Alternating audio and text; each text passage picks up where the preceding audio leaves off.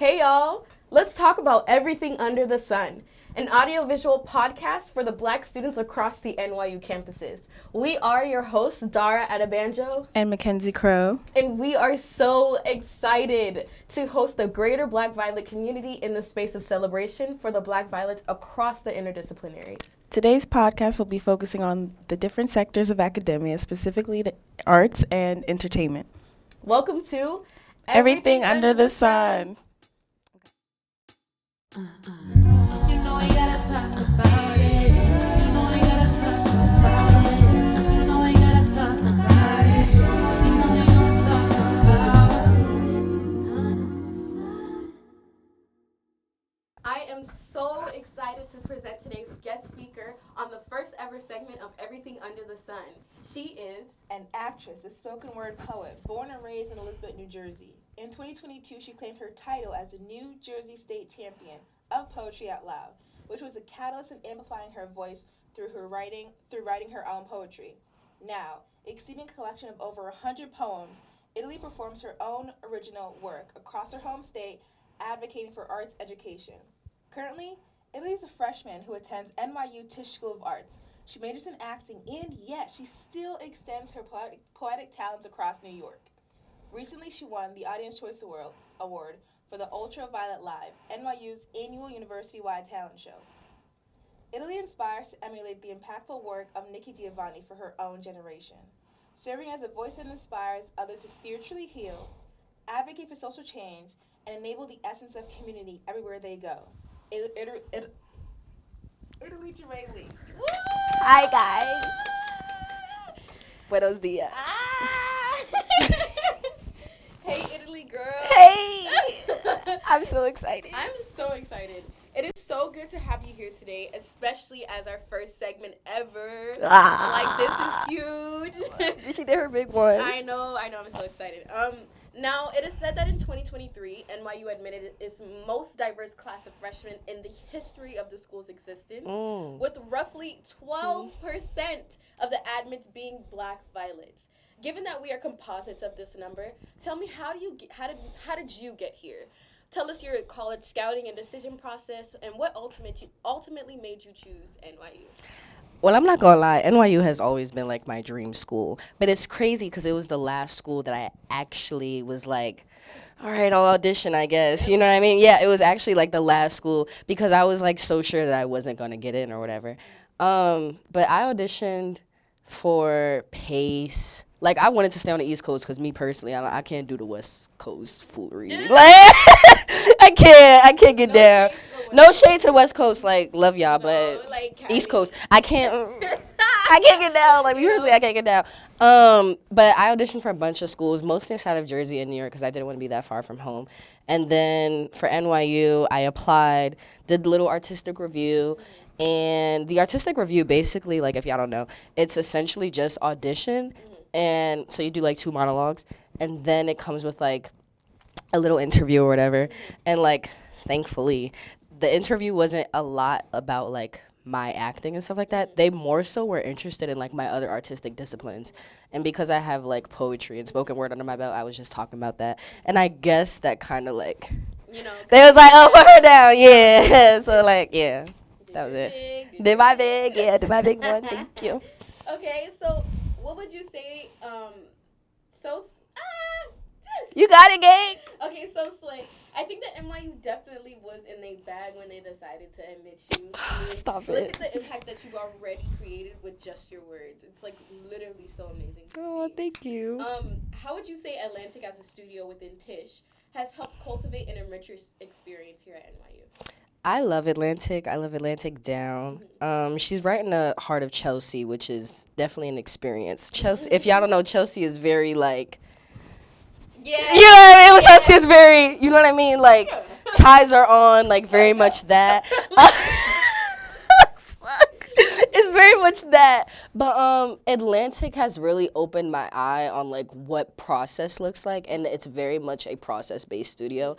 They're not very result-based, and they're not looking for, like, what can happen or what may come out of you inside of, like, you just reading lines off a page. They're more so interested in, like, how do you get there and your analysis and like how much do you know about the play. Like they're really interested in like the literary aspect of the work, which I can which I can appreciate a lot because I'm a book nerd, so it's like but I love Atlantic. I love that.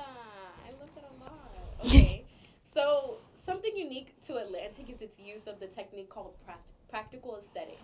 Tell us about how it looks in practice, and what would you say you enjoy most about this approach to acting, especially as a Black woman in this space? Okay, so practical aesthetics is 4 steps to acting. So essentially it's the first question. Ooh, I really hope my teachers don't watch this because, child, it's going to be real bad. This is like, listen, wait, chill. No, because I know, but like, I don't know. 8 hours. Chill. But it's like, it's 4 questions. So one of the first questions is, what is the character literally doing in a scene? The second question is, what does my character want from blank inside of the scene? Third question is, really hope my teachers ain't watching this because I'm not gonna lie. I know the gist of the third question, but I don't know what it is exactly. It's basically like what action embodies what my character wants inside this scene. And then the fourth is like as if, which basically is digging into your personal life and like how that may parallel into what your character is doing inside the scene. So it's like that entire process, and having those 4 steps really gives you like a layout of like, not only do you get a gist of what the scene looks like holistically and like roundedly outside of your character's point of view, but you also get to dive more into your character's point of view. And then the action part of it is like, so say if, okay, so I'm gonna give you an example. Okay. So one of my big projects inside of like Atlantic right now is called Throughline, and I'm playing a nun, which is crazy. So there's a movie, it's called Doubt. It's actually with Viola Davis and Meryl Streep, but it was originally, you know Doubt? Yeah, Oh, hallelujah. I don't have to explain this. I don't gotta break this down too much. So basically, just to give you the gist of the story, Doubt is about this older traditional nun who is suspicious about the new founded priest and his misconduct with a student because she thinks that his friendliness and stuff alludes to him like sexually abusing one of the only Black students inside of the school. Yeah, and I played that nun. And basically, like, one of the actions that I had for one of the scenes where she's confronting the priest is, like, to get someone to choke on their lies, right? So, like, that's the action. And then the as if is basically digging into my own life and, like, what situation would happen in my own life where I would have somebody to choke on their lives, like, I need you to spit the truth, you know what I mean? So it's, like, having that process and that parallel, it allows you to step in a scene not only out of your head, but also just, like, really taking your character's side, even if they're viewed as, like, the villain of the story. That's so interesting. Yeah. So it's giving you that like character analysis and like that character depth. That, like, okay, We can get down. Like Atlantic's get down. What can I say? Atlantic actors work. Yeah. But I'm loving these responses so far. You seem very passionate about what you're learning and the skills that you're gaining, which I love for you so much. Thanks. Like, do your big. Thanks. Do you think that as a studio, Atlantic prioritizes exposing non-Black students to Black perspectives? Like, do y'all read diverse literature? Do your professors make efforts to diversify their lessons and sessions? Like, what do you think that? So with Atlantic, I can definitely say that the effort is definitely there. So we have 4 Black staff. What I can say about that, as much as I can say that it is a tiny number in reference to the entire diaspora of the studio, those 4 Black staff are main staff. Like, you know what I mean? Other people work kind of behind the scenes and stuff like that. But my script analysis teacher, Alana Barrett-Atkins, and then Renee Redding, who is like my movement teacher. And then we have Quentin, who sometimes comes in to do like voice and stuff. But with them, and her being inside the position of script analysis teacher, just to kind of, there's not a hierarchy amongst like the classes, but script analysis is like one of your main classes where you're doing most of practical aesthetics. So she makes an effort to put diverse plays into the realm. Like for example, so for our Throughline plays, we had a list that she had sent us over winter break. And we had the option to send her any playwrights that we wanted to do, if we wanted to do period pieces, or if we had any suggestions, or if we wanted to do pieces that were specifically about our race or gender. So then when she had resent the list back, there was like literally plays, and it would be like, this is for Pacific Islander people, this is mainly dedicated towards Asian, this is mainly dedicated towards Black diaspora, Black diaspora. Like, she's very, like, particular about what she chooses, especially because this is the one little thing about Atlantic that I can say. Our class it has currently, it might be 67 now. There's 67 students that they admitted into the freshman class of Atlantic for NYU. 5 of them are black. I'm one of the 5. Yeah. So we're just gonna sip that little one and just gonna leave that there. But what I can say is that Atlantic does make an effort to make us feel included, but you cannot. It's inevitable to sweep under the rug the fact that there is that exclusionary aspect, you know what I mean? But we do have Atlantic Students of Color Union, so we're able to meet up and like talk about that experience and reiterate to Mahima Sego, who's our like student coordinator, like what we need or like experiences we're having in the class. Like it's very open community space, and like the conversations are always open to change. But yeah, the effort is there. It's not like they're ignorant to the fact that they have that, because I've also had conversations where it's more so like, you know, is Atlantic kind of excluding black admins, or is it a situation where black admins don't have the resources to get Atlantic? You know what I mean? And I think it's more so the second one. So having those conversations with those people inside of the works is like very, very important to me. So yeah. Period. Okay. Yeah. So do better, NYU. Do better. I'm playing. All right, so let's say you didn't embark on the journey of becoming an actress or studying acting. What would you have been studying? Come on. Poetry, like what? No, I was like literally gonna say, she does not say poetry. Like I'm who I gotta talk to? No, really. I mean, this ain't no like look. I mean, it's weird because there's not necessarily, at least, okay, please correct me if I know I'm probably wrong, because NYU has too many majors that I could even like probably list in my head, but most of the poetry majors more so look like creative writing, or it looks like English. If you really want to dive into your own sector of poetry or kind of do what I love doing, which is spoken word, that's more of like a Gallatin family thing. And me personally, I can't get down without structure. I love the Gallatin girls. The Gallatin girls are gorgeous. I don't know how they do it though. I don't know how. I love y'all down. Me personally, I cannot lead with that lack of structure. We will have a Gallatin girlie on here. And I can't wait till she come here and break it down for us, child. Cause listen. I'm so with you. But that ends our first part of the segment. So let's take a break from the questions and play a little game. I'm scared. We're going to put your poetry skills to the test. Ooh, don't do that. Be right back. So here are the rules of the game. Italy will be given 3 chances to make some shape. But the first game, or like the first part of the game, is she will have to come up with a stanza poem that is rhythmic in pattern, so like A-B pattern, and it has to be a rhythmic poem about Black history. All my awards is about to be revoked. All my awards are about to be revoked. So let's see if she cooks. The second one will be a free verse about. What was the free verse about? The roller coasters. Roller coasters. Olivia said. Imagine about to like take the fattest like. Alright. Okay. And then the third is about defecating in the bathroom. So yeah. Okay. Defecating? Yeah. What? Okay. So you have. What's the first one? Wait. Why? Don't time it, please. You got a minute to cook on. Not a minute. I feel like a minute. A minute is too long. 30 seconds. 30 seconds. What? To cook. Yeah. What? I don't got time. For each one. Okay, what's the first one? Black history? Black history has to rhyme. Your time starts now. Last month was Black History Month, and we saw our community come through. Black voices echo across our university from me to you. That was. I don't really know. That was like ABC. I'm shitting.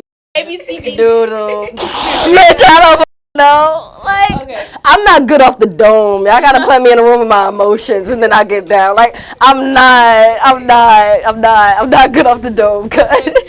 This next one will probably be your shtick because it is free verse. Free verse mean free vibe. About free verse just mean vibes. Just vibe. Okay, now it's going to let's see how bad this one be. So we measuring off how bad, not how good. I'm letting you know right now. Off what? About roller coasters. Okay, bad. Your time starts now. My emotions go up and down like a roller coaster. Shit. But I stay up like bread coming off a toaster. Speak, I'm poet. trying to come through my mental, hold me up through a holster. But it's okay, because I got this with no booster.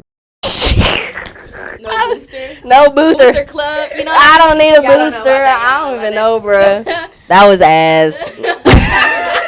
This all ass. Glad you're like self-aware, like queen. Like, No, like it's ass. Like put me in a room, put me in a dark space, y'all. I promise y'all. Like put me in a dark space with a notepad and a pen.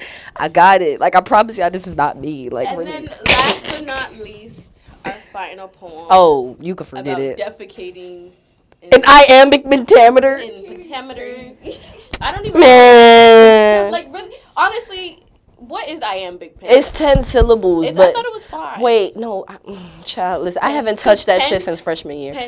Pentameter. Pentameter. Wait, no. The iambic pentameter. Wait, no. The word got No, nothing to do with it. Yeah. I'm tripping. This is how I know I don't know. Okay. I don't know. So unrelated. I don't Anyways, know. Just do another free verse. On Essentially. sitting on the toilet. Oh, okay. Oh shit! Wait. I'm on the toilet. Whoa. I feel coming out my ass. Oh, wow. But it's okay. Cause my pee clear as glass. I drink water every day. Y'all pH balance is ass. Oh. Y'all need to eat more healthy. Mm-hmm. And maybe you bad bitch would actually be bad. Oh. Speak, poet. Hold on, I got 3 more seconds. Chill. But I'm done. All right, that's the end of the first game, guys. I hope you enjoyed. LOLs. Don't ever put me on the spot like that again, bro. Please. I hope it's okay with you, but I'd like to pivot once more and discuss life within the city. Okay. Especially as someone who grew up just a few miles away in Jersey, how would you say life compares then and now? It's odd because I would say spatial wise, like it's not that different. Like Jersey is, I mean, I come from like Newark Elizabeth, Right. and Newark Elizabeth kind of is like the same grid as New York. The only difference I would say is like here, as much as it's emphasized that there's a sense of community, I don't really find that through just like being a pedestrian. Like I have to find those spaces where it's like if I'm at Newark or I'm in Elizabeth, because, and this might be because of the different dynamic, Newark and Elizabeth are not, Newark especially is not small, but everybody knows everybody in some context because everybody's constantly always interacting with everybody. There's more of a talkative aspect, more of an interactive aspect, where it's like you're in New York, you in that elevator, ain't nobody talking. You walking down that street, ain't nobody talking. I be debating myself. It's like should I- robot should world. I say bye to everybody when I get Right, out? like you know what I'm saying? Because that's where I come from. Like, there's hospitality where I come from. You know what I mean? Like, there's no, I wouldn't say there's no sense of hospitality here. It's just that you kind of have to like dip your toes in the water to find it. Where it's like where I come from, everybody's toes are already in the Yeah, water. You know what I mean? So Okay. yeah. So it's so interesting to hear about you talk about life within the city and the way that you do. What would you say are your favorite aspects about living in the city? What are your qualms with the city? Definitely the proximity to opportunities for sure, and the proximity to different artists and great artists. And oh my God, I'm gonna talk about my experience with Cynthia Reveal because I'm sorry, like I love that woman down, and I met no why. I will ask you a question later that will probably provoke that thought. So. Okay, I love her so much. But I think that being in New York has really like desensitized me from like celebrity culture. I feel like I've seen so many people that like I wouldn't say so many people, but like I've seen like people that I've seen on big movies that I admire their work so much. I'm like, wait, I'm in proximity to these people. I'm walking on the same street. I must be doing something right. There's like an inspirational aspect that comes with New York that like I don't really think is everywhere. You know what I mean? So like being here is like beautiful in that range. I love that. Yeah. What are your qualms with the city? Like Oh, qualms, like problems. Yeah. Oh, definitely the way it smells. I About the one part near Brittany that always sounds Bro, like straight. piss, urination, piss. And it's Like, oh my God, Like honestly, I don't even know. What it's so bad. It's just. It's so bad. It's so bad. But we'll get into Brittany Hall later because We'll we could all talk about that. We'll get to. Yeah, but no, yeah, the smells are terrible. Or putrid, actually. Yeah. Putrid. Putrid? Liberal studies words. I can't putrid. Would you say NYU does well with fostering relationships and safe spaces for Black students on campus? Or would you say building your community of people was something you did more on your own? Definitely more on my own. Ooh. I think that NYU definitely does a good job of trying. Okay. I can give them that. Okay. With fostering spaces like BSU and like having that being a thing and you know what I'm saying, stuff like that. Spaces. So, like, hopefully this is a bit more lighthearted of a question. 'Cause Okay. I know we just went the... I feel like I've been hitting you with the heat as of recent. So, Okay. what is your favorite thing to do with your friends in the city?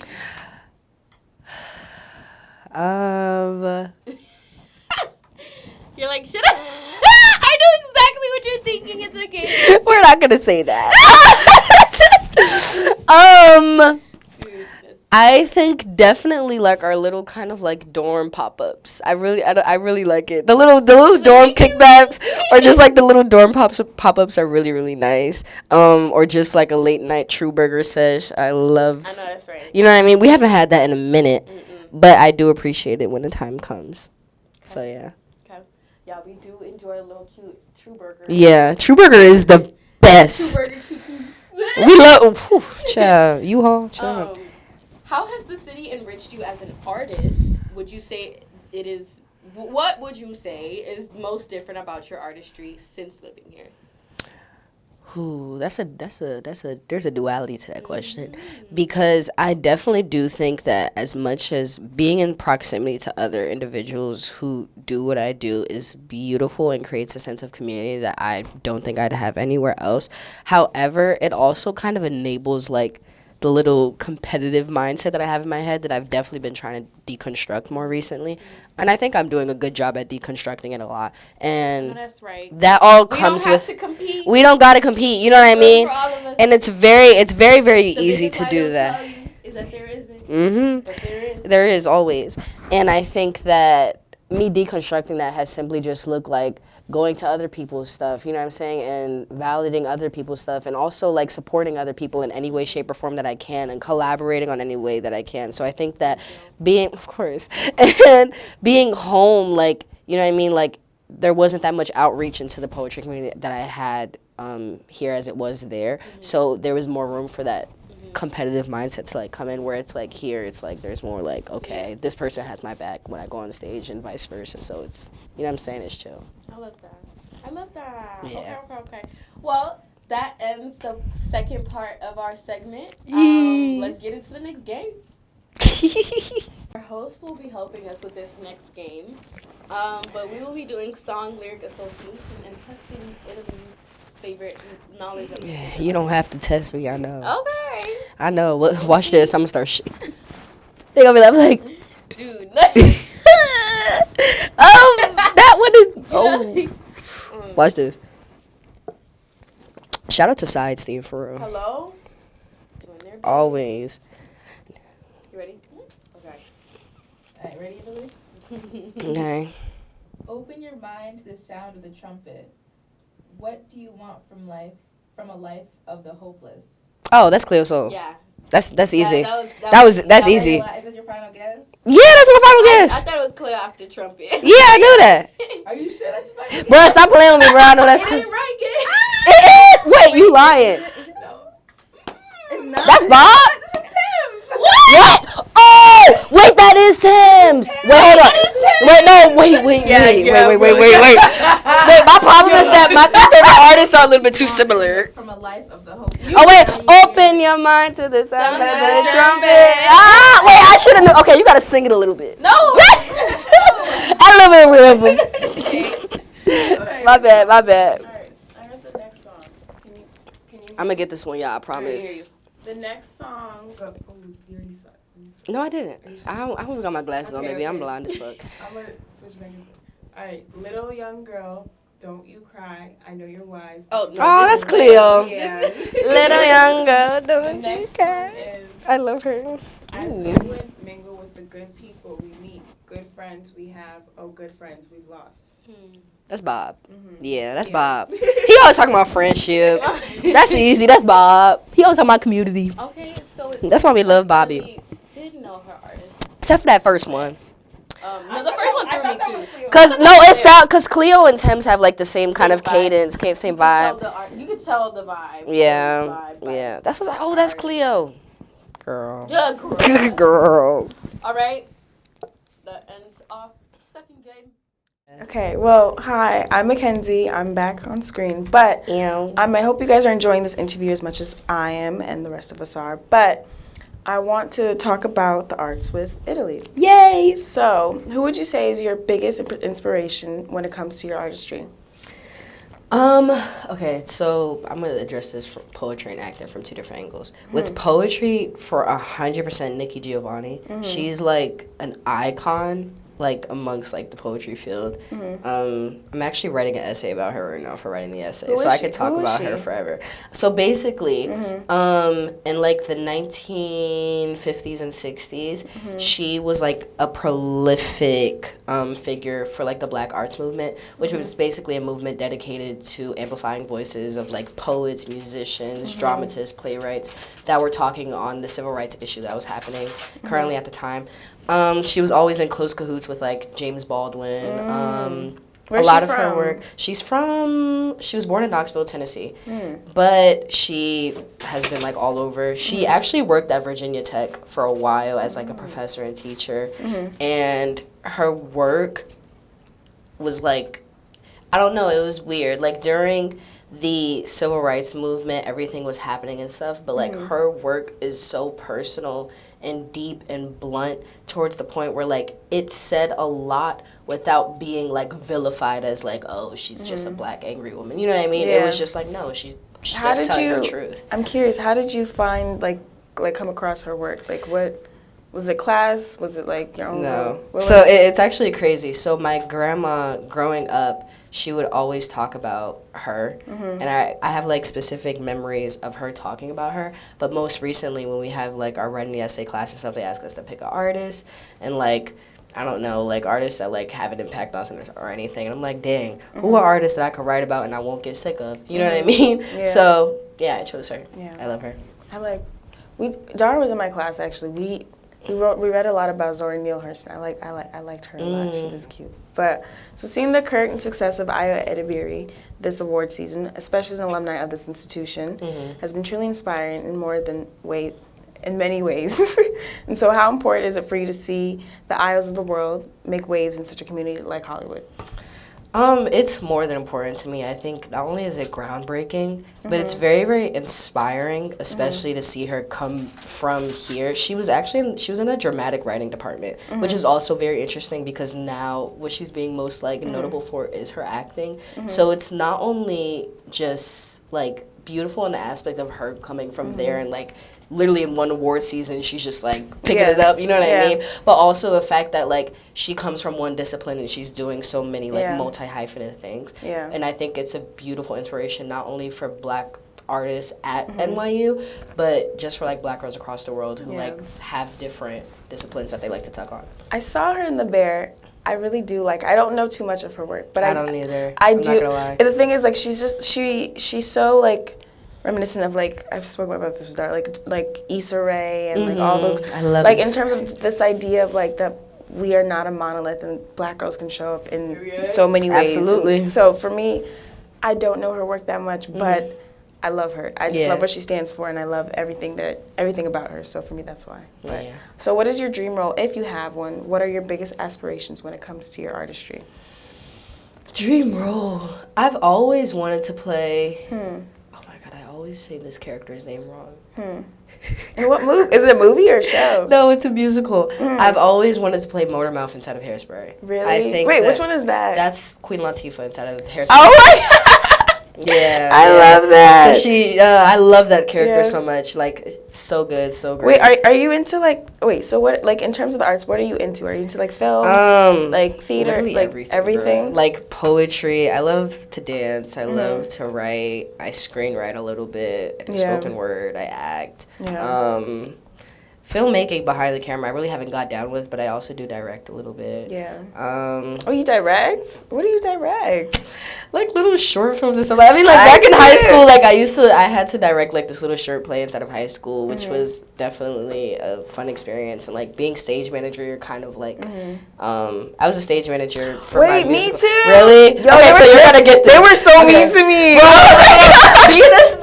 Being a stage manager, I'm telling you, like you start to grow like Oh a different my set of God. balls. Like it's crazy. Like No, they were a yeah. bunch of little Leah Michelles. It was crazy. Yeah, they no, really. And I was a freshman too, so I was in like 5 different classes. I was just trying. And my sister, when I was younger, Yeah. she was in the play, and so like my mom would always drag me to do things with her. So like she would do her play practice, and I would be in the audience. So, Oh my like, God. So like everyone always knew. So I was like, all right, I really like this environment. And I still do, you know, I always Yeah. appreciate the arts. I'm not someone that's very creative like that, but I do, it's something that I do appreciate. I was like so confused because I was a freshman and they were yelling at me because I didn't know where to put the table. I'm like, nobody told me where to put the table. They get real passionate. Yes!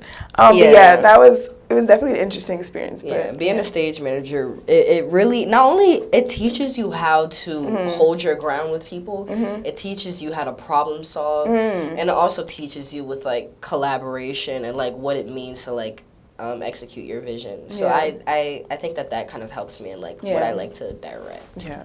kind of situation. So I hear you're making a book. Yeah. Tell me more about that. Okay, so oh my God, it's actually really nice that you're asking me this because today's actually my grandma's birthday. So just Happy to kind birthday. of give, so just to kind of give some context, my grandma was like somebody who like raised me like 100%, like she was like my mom.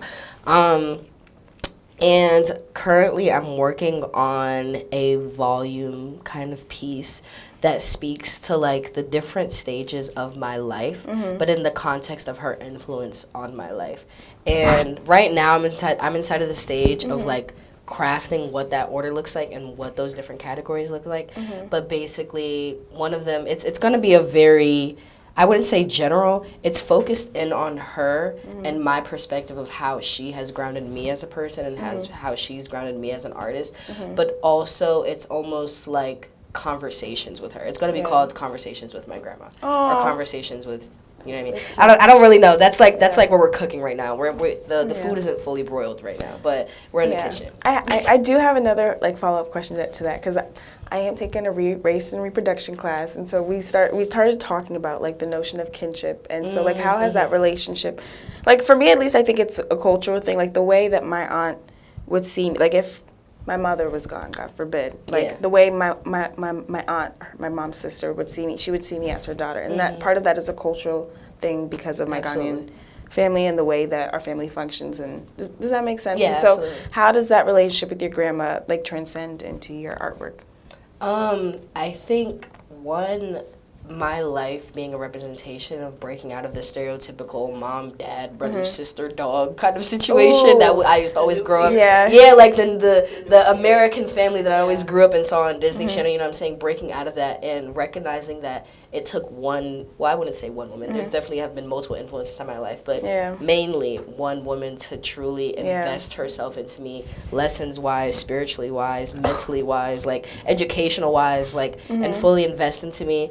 And even still being so young and losing her at a young age, I find myself to be such a wiser person because I was raised by an older person who has been through so much more in life. I think the different dynamics of people and motherhood is that, you know, their moms, although they're still living their life, they're still learning. My grandma was much older, so it's like she's experienced so much more, you know what I mean? So there was so much more that she had to offer me. So as much as I can, you know, still have that trauma of like not having both of my parents and stuff like that, I wouldn't change the dynamic of how I grew up, like, for the world. Like, I had no idea. You know, I can relate to you on so many ways in terms of not coming from like this notion of like a traditional family, because I live with my uncle and aunt. But it's interesting how that affects, like, I don't know. I think the trajectory. I think that's that's great. Yeah. Okay, so I cannot wait to see this book, and I just know that the book will be at the top of all of our reading lists. So this last year, for actors who have been quite has been quite an interesting year with like SAG-AFTRA and whatnot. Absolutely. And so actresses such as Taraji P. Henson, Viola Davis, and Monique have all spoken out on various points in their careers about the inequality that still exists within the industry dealing with paying standards. Do you, as an aspiring Black actress, hold any reservations about going into the industry? How do you think you navigate this reality when the time comes?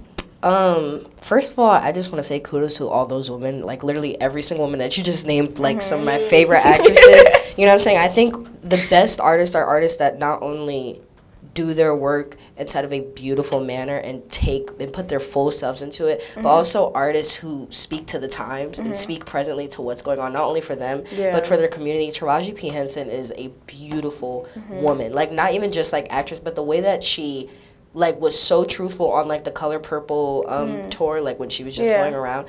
And she held space for all of those women, like, from Fantasia to Danielle. Like, she held space for all of them. She's just now getting her flowers, which makes I'm me saying, mad. I remember when Taraji been down, like, bro. Though, because, like, Since Hidden Figures, like, since before even that, actually. no, but it's people like her, like Angela Bassett, who have been gotten their flowers. Then Angela Bassett got an honorary award Oscar. Like, no, She yeah. give her an Oscar. No, but even like Fantasia, do y'all remember when she was on American Idol? Like, Yes. why?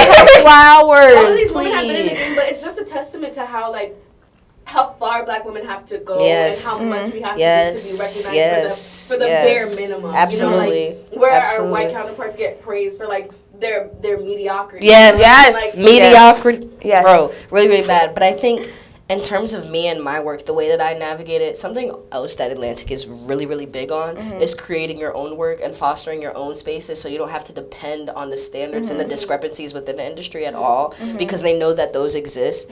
And like one thing inside of our third year, they actually have like this part of the program where we can create our own theater company amongst our cohort, which is really, really nice. And it's definitely something I'm looking forward to because third year you have the option to either leave Atlantic. Is this option reserved for like students within Tisch, or could you also like source out help outside of? I'm not sure.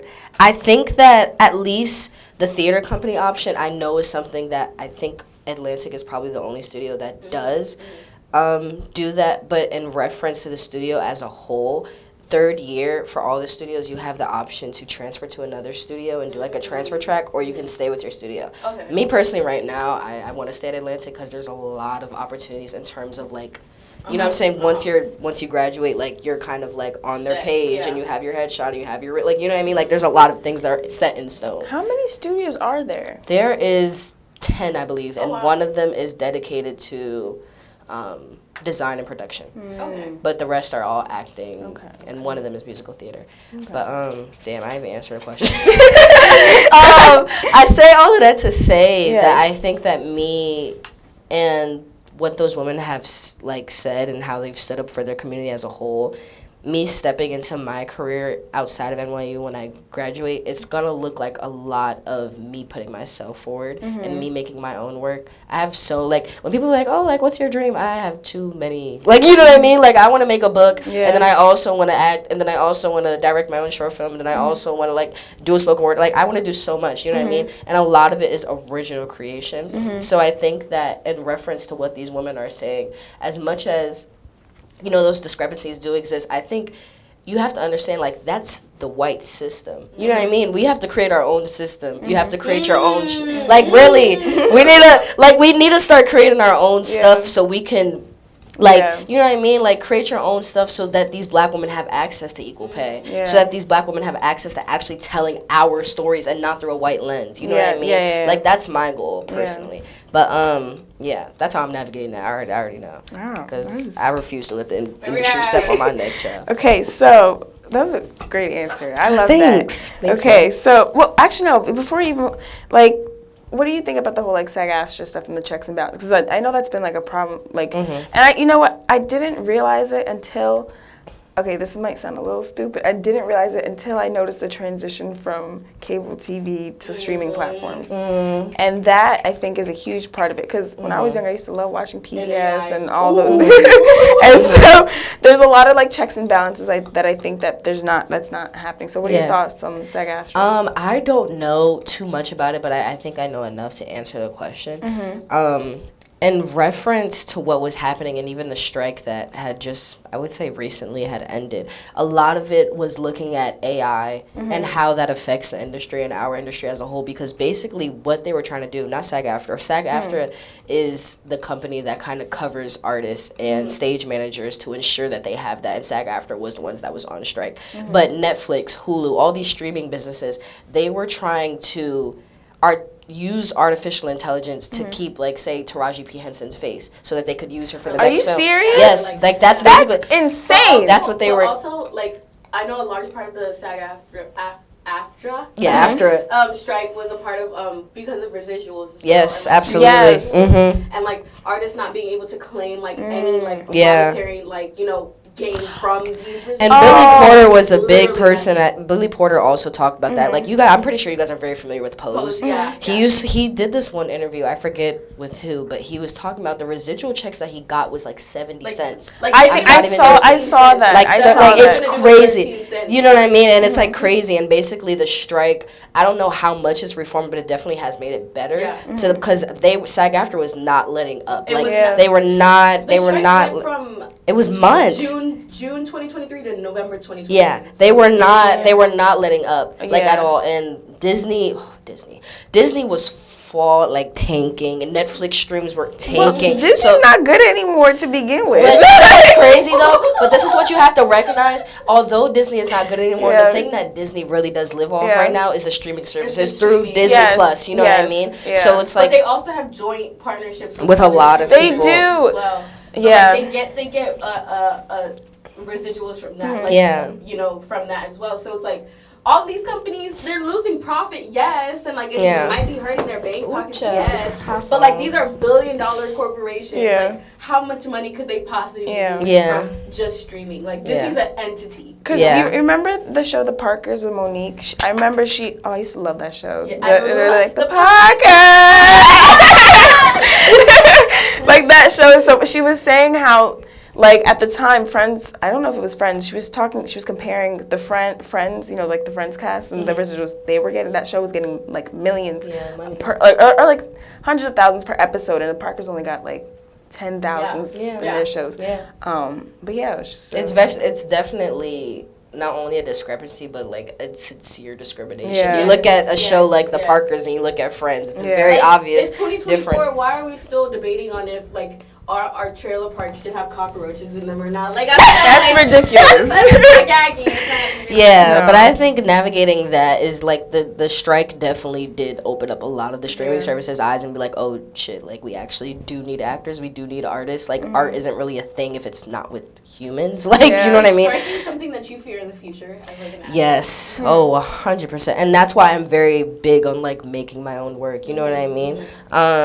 It's definitely like a fear. Like even me and Tyler were talking about this, and it's like literally when the strike was going on, I remember in the beginning of the year, I'm like, damn, bro, once we graduate, let's hope that this strike is over. You know what I mean? But it's like we're very, very, very, very grateful for those people who are actually a part of SAG-AFTRA and like actually take it out of their way and like literally putting their careers on the line to strike for the future generations of artists that like need to have equal pay and need to have an equal stance inside of their artistry. Yeah. Okay. Well, now I just thought of a question because you brought up something in terms of your art. So how do you like maintain that authenticity in your work with aside from social media and everything that you see and like the main platform that everybody's on? So like how do you maintain that authenticity? Writing what I need to as opposed to when I want to. That is something that is a big Dara's little ad-libs. That is a big mantra that I've definitely have been navigating recently. I don't know if you're sorry. But I think that there's this culture around social media, especially when like things are very high in like the political field, to just speak on things when you don't even know what you're talking about. You know what I mean? Stop it. And it like literally like excuse my language if I start cursing because I get too passionate about this. But it's like, you know what I mean, like everything that's going on with like the world and stuff like that. People feel the need to step onto the mic when it's like, bro, you don't even know what you're talking about. You know what I mean? And it's like I appreciate activism, but activism can only be active if you actively Yes, activism can only be activism if you actually have an agency behind that mic. If you do not know what you're talking about, if you don't even know what the statistics that you're saying mean, be quiet. It is not your voice to have. You know what I mean? And it's like, I will never, something I stand on with authenticity in my work is I will never write when I want to. You know what I mean? I want to write all the time. You get what I'm saying? If I could write right now, like y'all saw me, I was fumbling them goddamn games. Like I can't. It's not. That's why, like, I truly do value when people tell me that I have a gift, because I truly do believe it is a gift, and a gift is something that comes when it needs to come. You know what I mean? It's not something that you just have. Like, it's not just with me every. You know what I mean? Oh, but it's like it's not something that's like with me. You know what I'm saying? I think of it as like a backpack, and when I need the supplies in the backpack, I will take it off and I will write it down. You know what I mean? But at the same time, I'm not gonna write at the expense of like, ooh, this will look really good, or ooh, people would love this. You know, I write when like I feel something in my spirit and my soul needs to be said. Whether it's from my personal own story or it's my personal story that connects to a community, or it's a thing that I see inside of the media that I'm like, ooh, they aren't recognizing this. I need to use this platform. You know what I mean? Like, that's my thing. And I think that's, oh my God. I really do think that a lot of artists really need to, like, start taking that into, like, holding yourself accountable when you're just doing art to speak. You know what I mean? To just try to butt into the conversation. Because sometimes the conversation. No longer that anymore. It's like, not. When you make art to like get into a conversation, you are now actively like like politicizing your art. Right? Yeah, literally. So, like, you always want to make art with intention. So if you're just making art to be a part of a narrative, it's like you fall victim to like not fully. You know what I mean? Absolutely. Like, you know what I mean? Like you're not nothing like. Nothing is actually being done whenever you're trying to just be a part of the conversation. Exactly. Because that's when like important facts get like glazed over. And misinformation spreads. You know what I mean? That's like when it's the bad. Echo chambers happen because you're just only reiterating to be a part of a conversation and not actually doing the research or not actually getting into like the People like you. Artistry should not be something that is driven sincerely by commercial value. Artistry is something that needs to be. You should quote that. That was good. Good thing it's quoted. Artistry good. is not something that should be driven by commercial value. It needs to be driven by passion, force, and intention. You know what I mean? If it's driven by commercial value, it will. I see through it. Everybody can feel it because you're not actually in that conversation. You know what I mean? You're just an overhead voice that's speaking over the people. Anyways, you're such a genuine soul. Like you're very authentic. Like if there's anything I love, there's nothing I love more than someone who shows up in their most true, authentic selves, and that is the embodiment of you. But for the last question, so what advice generally do you have for the incoming black students for next year? Or just like black freshmen? Yes. Let me think about this.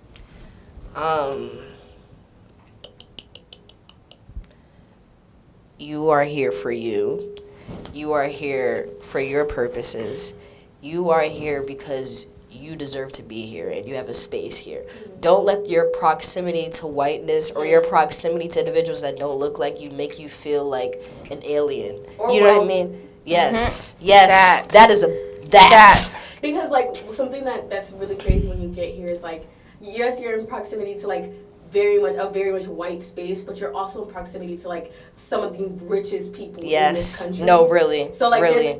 there's added nuances to like being here as a black student. Yeah. Absolutely. I think a lot of, and I think everybody can speak on this as well, like a lot of what you probably will experience, and it's inevitable, because as much as NYU is diverse, there's not much black people here. You will experience some sense or some minor degree, even if but imposter syndrome. And let me tell you something. And I remember you told me this in the beginning. I think it was you. Dara was telling me, she was like, bro, that doesn't exist. Like, you know what I mean? Like, that doesn't exist. It's a white lie made up by white people. It doesn't exist. Like, you know what I mean? Like, I truly believe that everybody has a path. Everything happens for a reason. You are here for you. You are here because you worked to get here. You have a space. It wasn't affirmative action. Don't let them tell you that. It was you and your talents and your hard work that let you get here. So please bask in that, enjoy that, and express gratitude towards yourself. And don't let anybody, or even a teacher, a professor, anything. Like, don't let anything make you feel like you are lesser than or you are not of value to be here. Because trust me, if anything, you are one of the most valuable assets here. Anyway, but there. Yes. I love that. It's time for the part we've all been waiting for, which is the hot seat. This is where we will ask you a series of questions, and you spitfire your honest answer to each question. So, my first question for you is, what are your views on cancel culture and its effect on artists and performers? For artists who experience cancellations due to an increase, For artists who experience cancellations due to an increase in society's awareness of social issues, do you find yourself being able to separate the artist from their art? I hate cancel culture with my whole being. I think it is the most destructive thing that has happened to our humanity and artistry as a whole. I think that, and it's crazy because even the time frame of cancel culture, and oh my god, I did my whole essay on this. It's all coming back. It's all flooding back. It's all flooding back. Yeah. Because can I give you a history lesson really quick? Yes. Cancel culture actually derives from Greeks. So it actually, I know this. I know too much about I this. see it. So they had this ceremony. I forget what it's called, but it starts with a P. But basically, it started off where, like, say there was like a plague or something like that of like the country or something was going on. In order to honor the gods and sacrifice to the gods, they would take a prisoner or a slave or a black person and they would beat them up and they would chase them out of sight of their city as a way of sacrificing to the gods for as a way of like sacrificing them to the gods so that the plague never happened.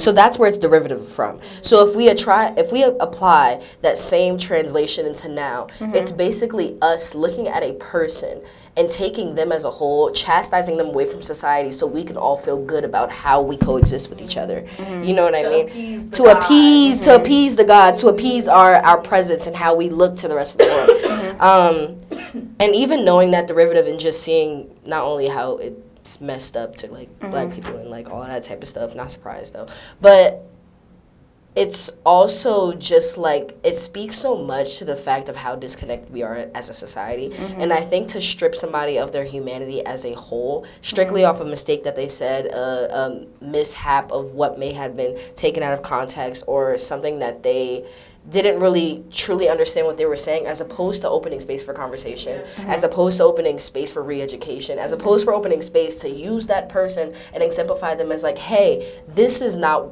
our aim in society. This is not what brings togetherness. This actually brings us to separate. You know what I mean? And on top of that, cancel culture also, as much as like, even looking back at the Greeks, as much as it was here to keep a sense of togetherness, it does nothing but separate us even more, and it creates more tension because now you cancel that person. They don't want to step back inside the conversation. They have resentment towards the conversation, as a matter of fact. I'd like to argue that cancel culture is a mechanism of white supremacy in the same way that the prison industrial complex is a mechanism of white supremacy. Like, these institutions or these things that are inherently there to rehabilitate an individual are not serving that purpose. Absolutely. Cancel culture is what? Becoming like an endemic. Like if you're it literally canceled, is. especially as a black person, if you're canceled, you will probably not likely experience the same level of unless you're like Kanye, the same level of that's like a whole that's like that's a very niche topic. There's certain celebrities who have reached a point of like uncancelability, but like for the general artist, like there's a certain like once you get canceled, I think of like DaBaby. Once you get canceled, like he was canceled. For his like LGBT. Oh, I remember that. And on top of that, the way that he treated his baby mother. So it's like once you get to that level of like, or when you get to that point of cancelability as a black individual, you are excluded. You're ostracized. You're done. In the same way that like once you get incarcerated as a black individual, you are like, for the rest of your life, you are set up in a specific path. You can't get the system. jobs that everybody else gets. You don't get to vote. You don't get to do these things that like you once had privileges to. And mind you, this place is supposed to be built for rehabilitation. Yeah. Right? A prison is supposed to rehabilitate an individual, Yeah. not make them like, you know, Yeah. a continuous Yeah. product. You know what I mean? Absolutely. Ooh, we talked about this in my race and reproduction class. I don't know too much, but I can see the connection. You And we know? also Yeah. like talked about this in like our global works and society. I feel like we've touched the surface on like in terms of like cancel culture. Like I feel like you can kind of correlate to the idea of like good and bad, but like what is good and what is bad. Yeah, and that's But- the other thing, and it's also cultural. You look at America, and it's crazy because I've been talking to the one thing I can say about NYU that is beautiful, there's a lot of international students here, and you will get a taste of everybody's international culture and how everybody thinks on certain things.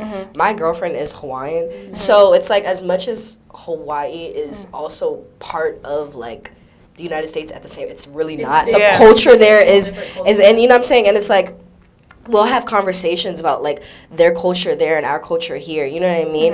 And it's like their culture there, it's like they can joke about like race and like stuff like that. Like that's a thing for them because they're in close cahoots with each other. Their main thing and their entire like holistic belief is very much community and love. Like, you know what I mean? Where it's here, you can't do that. You know? And it's like those conversations, like even between our relationship has been like kind of difficult to navigate, but it's very like learning, like you know what I mean? In a culture of fragility. Yes, it's very fragile, you know what I mean? And I've realized that, like, and I'm like, wait, hold on, you can't say that. She's like, oh, like, wait, I didn't mean it like, that's you know what I mean? Where like cancel culture and like the prison industrial complex is a mechanization of white supremacy because these things fall into the binary of what white supremacy deems like valid. You know what I mean? So like with cancel culture, like LGBTQ rights, like you like infringing on like that form of like, you know, activism is like if you start to teeter on those lines, like these people are going to, you know,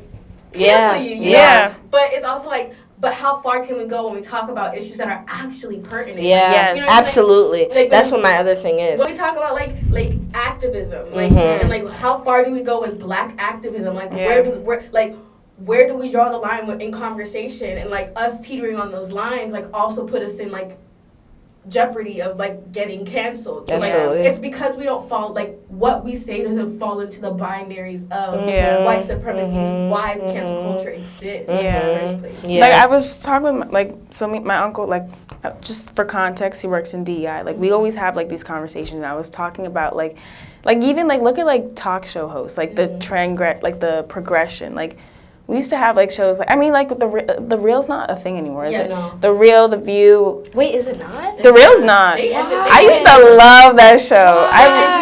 Wait. Jocelyn Hernandez. I just saw that video. She was like, all the girls want to be me. Kim Kardashian wants to be me. She wants to be like us. We created this. What show did she say that on? This was recent. The Real? She used to come on frequently. She had her work business wigs on. Yeah. You could not tell Jocelyn. Yeah, her business. Like what? Like even shows like Wendy Williams, like the Wendy Williams show, like that would not survive right in now. Like our society right now. Like right now, there's who replaced her, like Drew Barrymore. Like she's very sweet. See, I love that lady. But it's so crazy the switch. The switch, like. But can I say a hot take? Oh, that's what we're here for. I truly believe that the fragility needs to, like, it's not helping us. It really is not helping. It never. Not Wendy would, like, okay, first of all, God bless her soul. Like, that girl is going through it right now. Walk, so all these blog shape Could run. Yeah. Like, really, I truly believe that we need to bring back talk show hosts that we're not. Why are we skipping over the blink? Like, you know what I mean? Like, if you're gonna bring somebody on your show, talk to them what you need to talk about. She would violate that, right? She would be like, if you wasn't going through what y'all going through right now, she'll be violating people right now. And when I say violating, I don't mean putting people on blast or anything like that. Wendy was a big controversial queen. She was. She said she asked the necessary questions. She asked the things that people wanted to know. Yes. And people wanted to hear. Yes. Whereas people are too afraid to to get into it for Yeah. real, like get into the nitty gritty. Yeah. This is the transparency we need. Yes. in Yeah, Hollywood. and not even just in Entertainment Hollywood, as a spaces. society. Yeah, You like, know what I yeah, mean? You know what I mean? Yeah. Yeah. Period. Yeah. Absolutely. Oh, I love that conversation. I love talking about We that. talk about that forever, bro. The next question I have. So, as a Black woman, what are your perspectives on navigating Black beauty standards and embracing natural hair and diverse style? How does it pertain to your art? So that's like 2 questions. So, That's beautiful. you can answer the first one and then you can tell. I feel Hold like you've on. done a Run the. poem on black Run hair. the. I have. She's not done because I want to make her perfect, and like I said, I write when I need to write, not when I want. You're right. Wait, hold on. Run the first question back. Because it's a double entendre. Hold on. Run the first one Hold back. on, real let quick. me pull it up. It just left, but You got it. shared.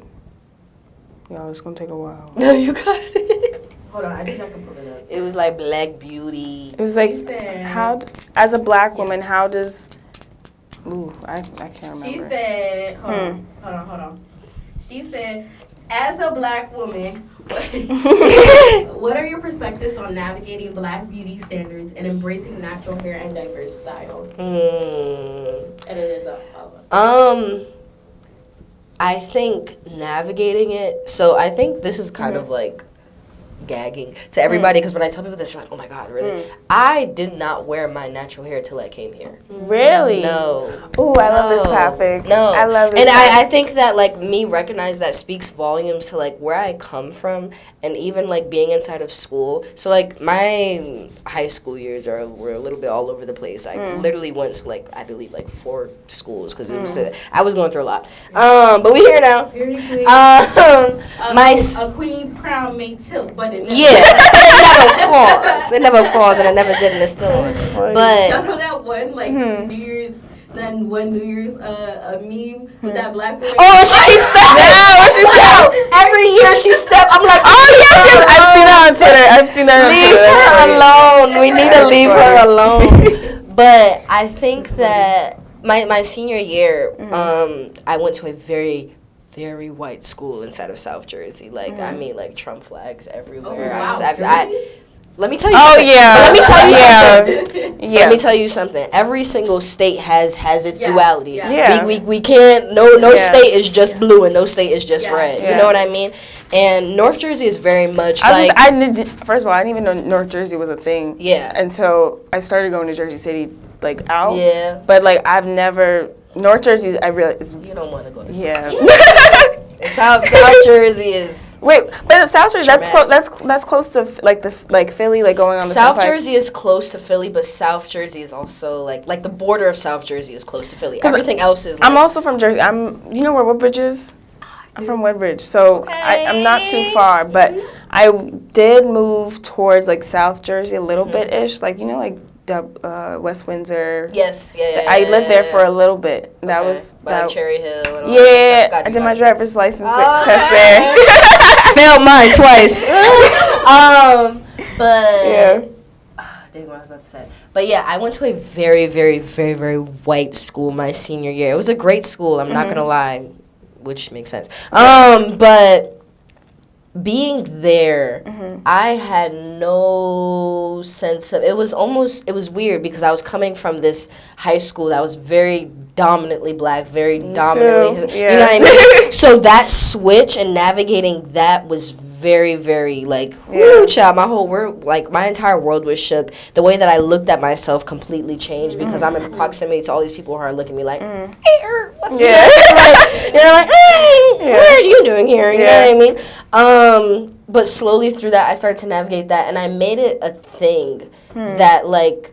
Throughout the summer and stuff like that, after I had graduated, I slowly started to. Me too. Like that's so crazy. Yeah. Bro, what can I say? We're the same person. Yeah. But literally, after I had graduated, Oh, Sagittarius. Scorpio.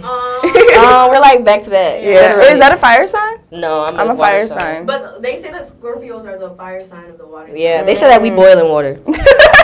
We boil in a little bit. That's funny.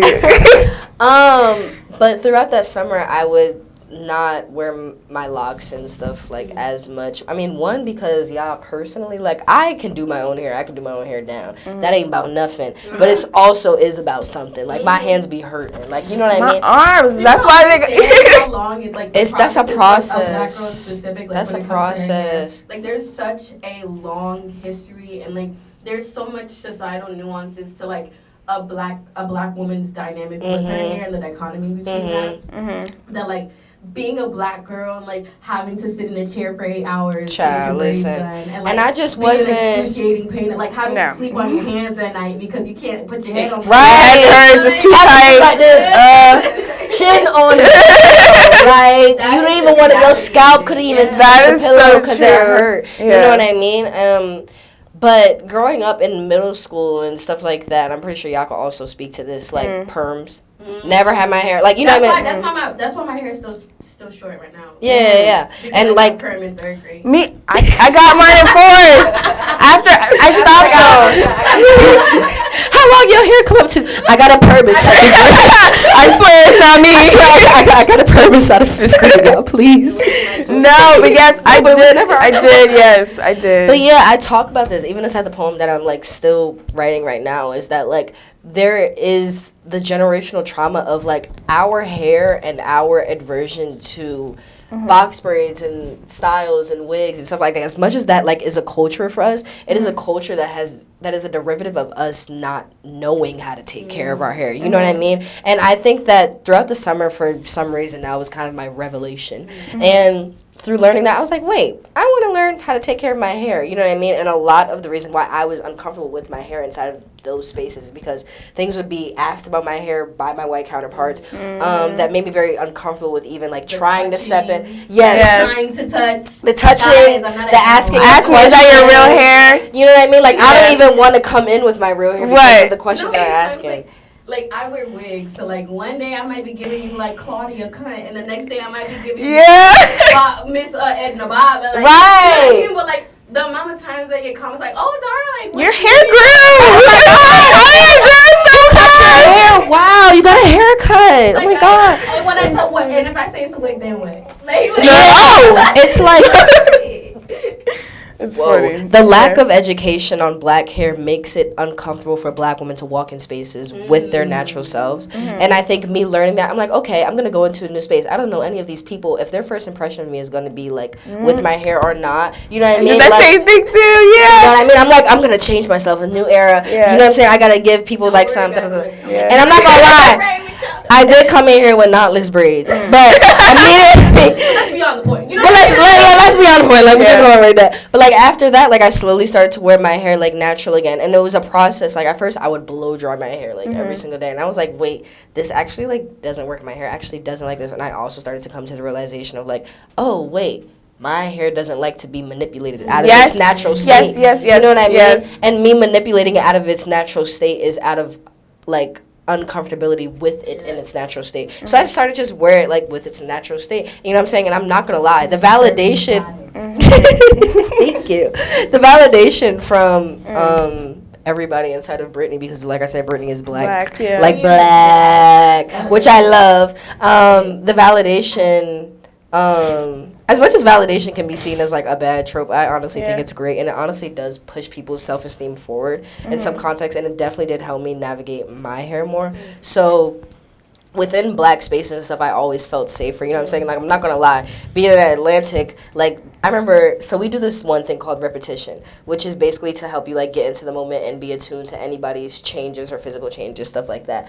So basically, like, if I was doing repetition with you, I'd be like, you're wearing a black shirt, and then you would repeat, I'm wearing a black shirt. Oh, you're sad, I'm sad, da-da-da-da. So I was doing, like, repetition with somebody, and somebody said, you got a haircut. And I was like, thrown off. I was like, mind you, I'm like one of Did you get a haircut? No, I just had my natural hair Okay. So I was like thrown off. I was like, whoa, what? Like, you know what I mean? And I just had to continue with the repetition. So it's like navigating little stuff like that, but it's like I also recognize that like my white counterparts, a lot of, like they don't know. You know what I mean? It's not they're not being villains. Like it's not like at a situation. Some of them truly really don't know, and you just have to be like, no, I just actually took out my locks and they were fake. You know what I mean? Like, you know what I mean? And I'm a very honest person about that, because it's like I'm sick of. Fake. I bought it.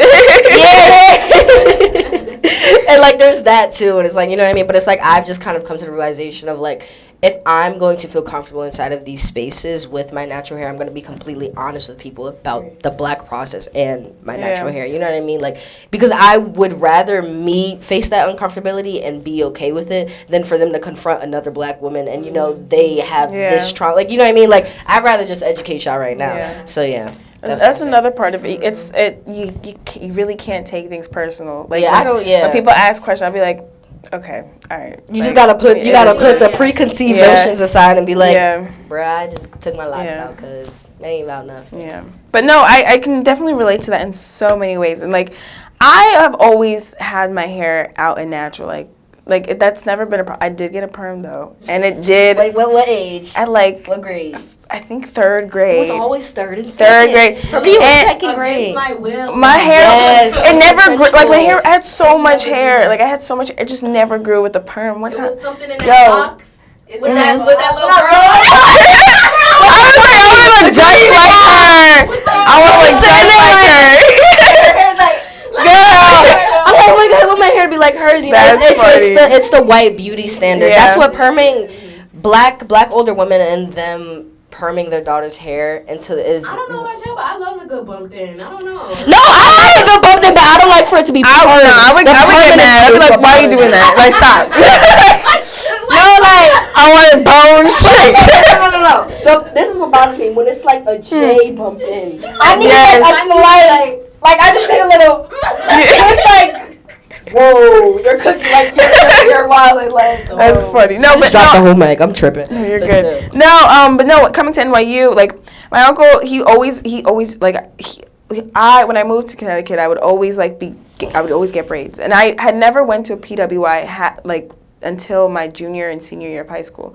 And I found myself constantly getting braids back to back to back. Usually when I get braids, I would do braids, take a break, you know, and then get back to it. But I'm not really, like, I don't know how to do wigs, and I can't do the sew-ins. It's all very expensive, and it's time consuming. So for me, I would just go back and forth. But I found myself when I was at boarding school, I found myself always getting braids back to back, and that it was just so strenuous in itself, just taking out the hair, then having to wash it, then having to blow dry it again. Yes, in the shop. Like, let me cook, bro. I would literally put on my. Speaking the mic, gang.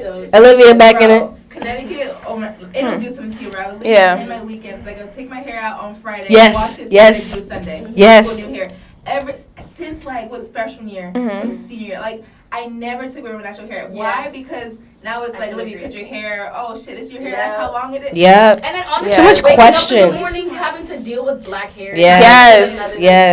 But can I even also speak to that? Because I'm so big on like breaking these stigmas of our hair is hard to deal with. Yes. You know what I mean? Because let me also speak to this because I'm gonna play devil's advocate even on my own point. It is at first. It is.